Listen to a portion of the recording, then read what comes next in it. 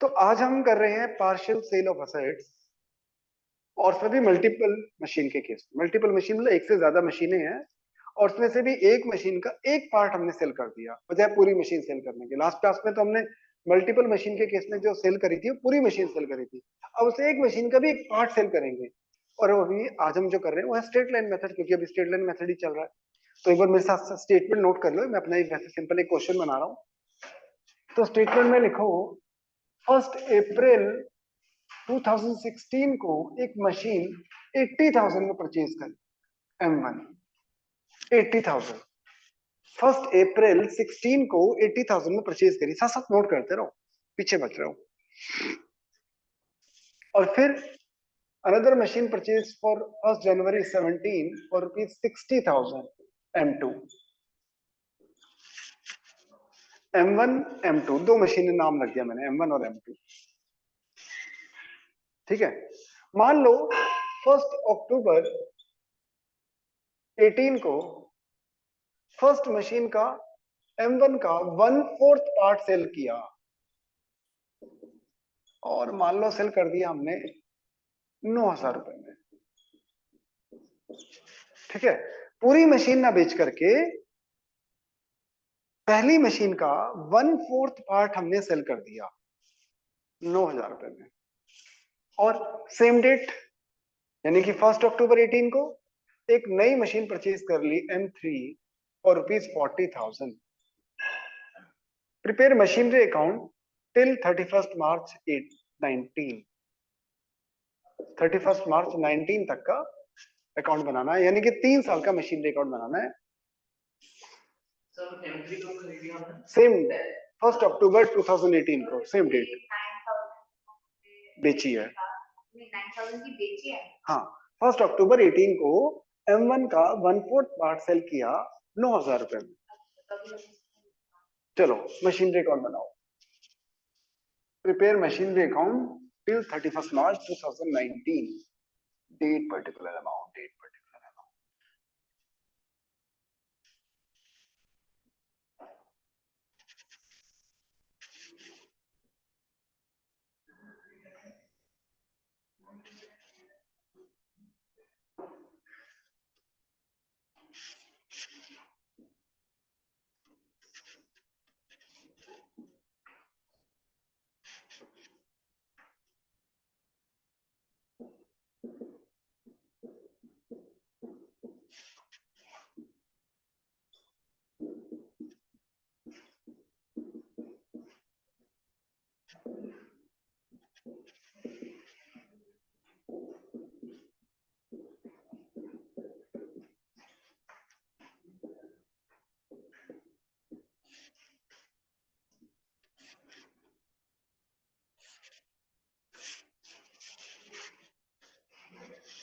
हो गया जी, स्टार्ट करते हैं।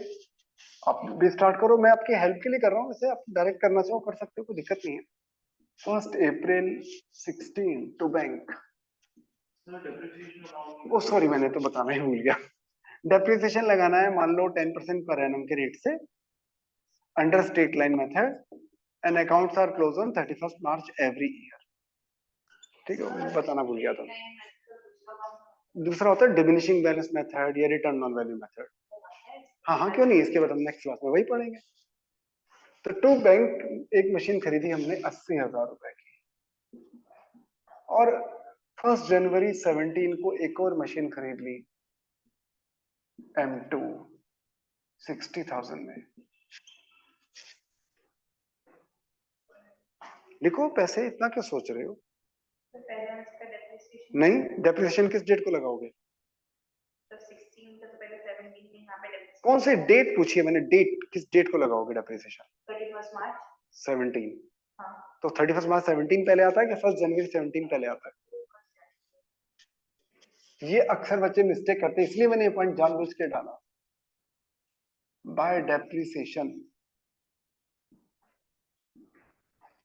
M1 एंड M2 और नीचे लाइन। M1 पर लगेगा पूरे साल का डेप्रिसिएशन यानी कि 8,000, M2 पर लगेगा 3 महीने का डेप्रिसिएशन यानी कि 1,500। तो टोटल डेप्रिसिएशन आ गया 9,500। अकाउंट क्लोज कर देते हैं और बैलेंस निकाल देते हैं।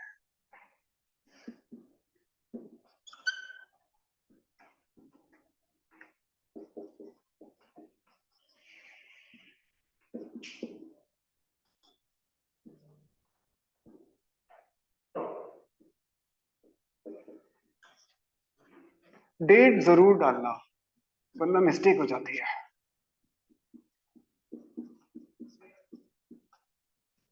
और प्रेजेंटेशन पे भी फोकस रखना। 80 में से 8 गए 72, 60 में से गए 58,500, टोटल वैल्यू होगी 1,30,500। पहले इतना कर लो फिर आगे चलते हैं।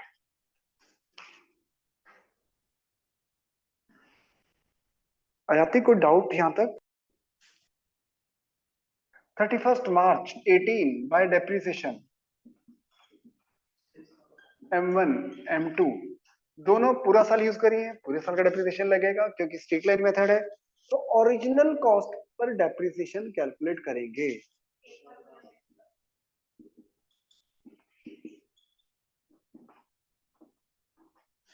अकाउंट क्लोज कर दो और बैलेंस निकाल दो।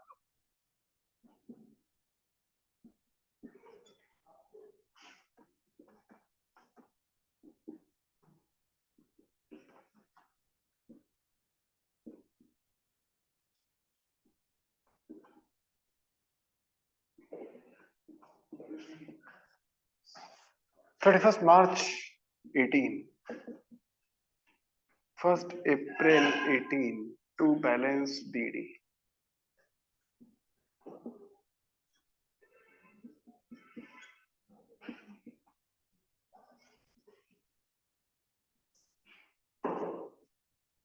तो ये बनेगी वैल्यू 64,000 M1 की वैल्यू है ना, और इसकी रह जाएगी 52,500। ठीक है जी। तो अब यहां पे आके थोड़ा सा ट्विस्ट आता है। पहले मेरे बराबर आ जाओ फिर आगे चलते हैं। 1/3 नहीं 1/4। अब यहां पर नोटिस करो 1 अक्टूबर 2018 को M1 का 1/4 पार्ट सेल किया है 9,000 में। क्या एंट्री होती है सेल करने की?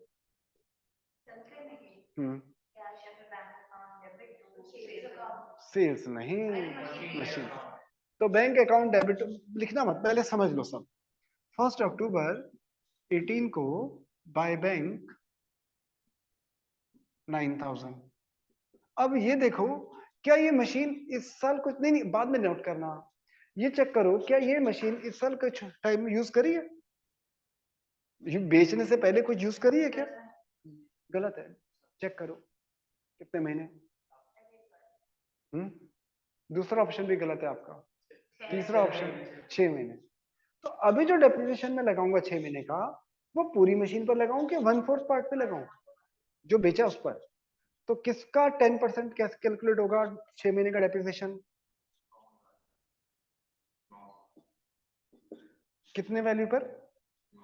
9,000 जितने में बेची उस पर डेप्रिसिएशन लगाओगे।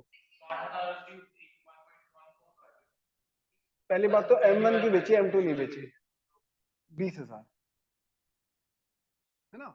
फर्स्ट मशीन के 1/4 पार्ट के ऊपर उसकी ओरिजिनल कॉस्ट पर 10% के रेट से 6 मंथ का डेप्रिसिएशन कितना बनेगा? 1,000। 6 महीने का आधा 10%, 2,000 का आधा 1,000 बाय डेप्रिसिएशन 1,000। लेकिन अभी एक और चीज कैलकुलेट करनी है, वो है उसका प्रॉफिट या लॉस। प्रॉफिट या लॉस। तो जो मशीन बेची है उसकी रिटर्न ऑन वैल्यू 1 अप्रैल को कितनी थी? Book value of 1/4 part as on 1 April 18 कितनी थी? 16,000। 64,000 का 1/4। लेकिन ये जो बुक वैल्यू है, बुक वैल्यू समझते हो ना, डेप्रिसिएशन माइनस करने के बाद जो वैल्यू होती है उसको बुक वैल्यू बोलते हैं। तो 1/4 पार्ट की बुक वैल्यू आ गई, लेकिन बेची कब है? 1 अक्टूबर को। तो अभी हमने 6 महीने का डेप्रिसिएशन अभी अभी लगाया है कितना? 1,000 रुपए। तो यानी कि जब बेची तब बुक वैल्यू कितनी थी उसकी? 15,000। तो उसको कह सकते हैं बुक वैल्यू एज ऑन 1 अक्टूबर 18 15,000। और बेची कितने में है? 9,000 में बेची है। और लॉस कितने का हो गया? 6,000 का। ये बात समझ आई? ये मैंने वर्किंग करी है। पूरी मशीन की ओरिजिनल कॉस्ट भले ही 80,000 थी, लेकिन प्रॉफिट लॉस हमेशा बुक वैल्यू से कैलकुलेट होता है। लेकिन ये जो बुक वैल्यू है ये भी पूरी मशीन की है, हमें तो 1/4 पार्ट बेचा है। तो पूरी मशीन का पहले मैंने 1/4 पार्ट की बुक वैल्यू निकाल ली। लेकिन ये बुक वैल्यू 1 अप्रैल की है और बेची 1 अक्टूबर को है। तो अभी अभी जो 1 अक्टूबर को हमने डेप्रिसिएशन लगाया है 1,000, वो मैंने माइनस कर दिया। तो जो बुक वैल्यू आ गई ये अब आ गई 1 अक्टूबर की बुक वैल्यू। इतने में बेची, इतने का लॉस। लॉस की एंट्री क्या होती है? मैंने एंट्री पूछी, पोस्टिंग नहीं पूछी। Profit and loss account debit to machinery. चलो इसका तो हिसाब क्लियर हो गया। रुको रुको, बाद में नोट करना, अभी रुक जाओ, अभी भी मुझे कुछ पढ़ाना। तो ये तो हो गया, जो मशीन बेच दी इसका हिसाब क्लियर हो गया। अब एक नई मशीन खरीद ली, कितने रुपए की? कब? पूरी 1 अक्टूबर 18। अब दूसरा चैलेंज है, जब 31 मार्च 19 को हम डेप्रिसिएशन चार्ज करेंगे तो M1 M2 और M3 पर जब चार्ज करेंगे तो कोई बता सकता है M1 पर कितना डेप्रिसिएशन लगेगा? नहीं नहीं, मैंने टू द पॉइंट क्वेश्चन पूछा है, M1 पर कितना डेप्रिसिएशन लगेगा?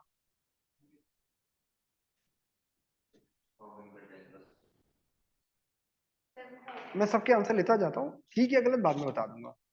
आप कह रहे हो 60,000 का 10%, आप नहीं नहीं, हाँ 7,000। चलो आपका भी आंसर ले लिया मैंने। हम 16,000 का, 60,000 का 10%। चलो आपका भी, आपका आंसर तो 3 का सही है, बस एक विवान का ही गलत है। तूने क्या बोला था?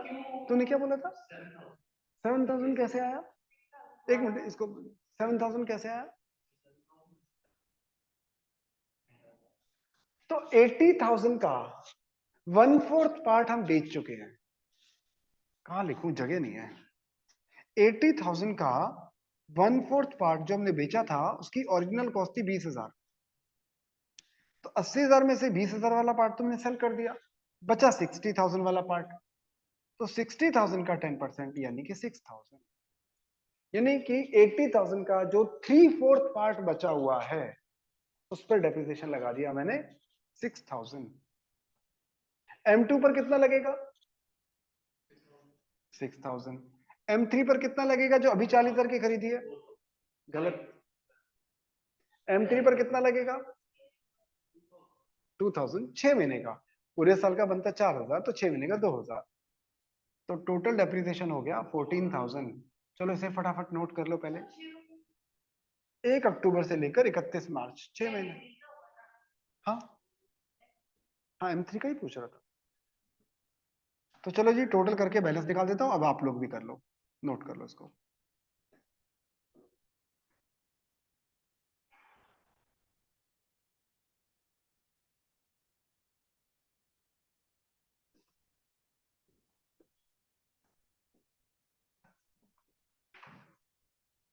By balance CD. तो 1,56,000 में से 1,56,500 में से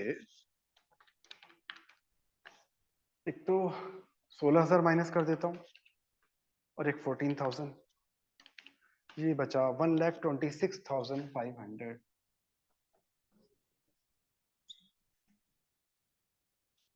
इसकी पिक्चर क्लिक करके डाल सकते हो ग्रुप में। किसका था? To balance BD 1,20,000। हाँ ग्रुप पे डाल दो, बैकअप वाले ग्रुप पे डाल दो, बेशक कोई दिक्कत। बैकअप वाले ग्रुप पे डाल दो। आपके बीच में ना वो आएगा, आप डाल दो। इसके बीच में ना वो आएगा, बीच में कर नहीं पाएगी ये।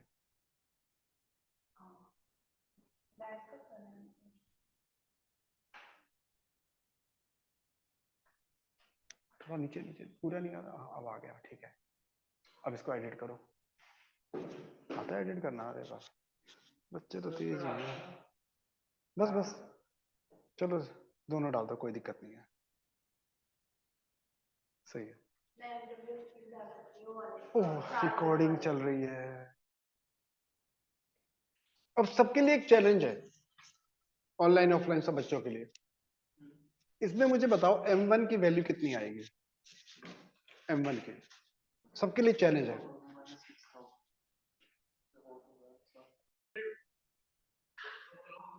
देखो, अब मेरा क्वेश्चन था आप लोगों से, अब बोलना मत।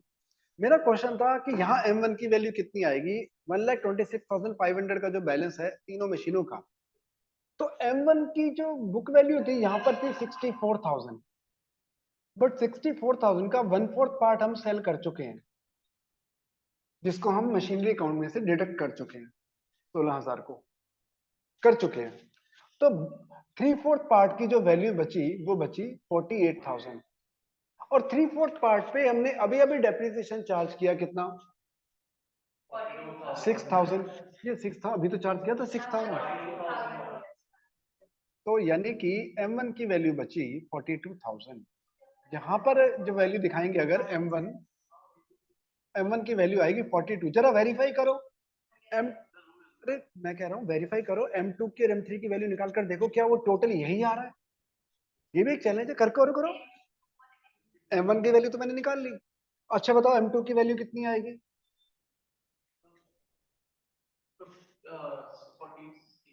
46,500। भाई 52,500 में से 6,000 का डेप्रिसिएशन लगा। M3 की वैल्यू कितनी आएगी? 38। चेक करो क्या ये आंसर सही है मेरा? क्या इन तीनों का एडिशन करके यही आ रहा है?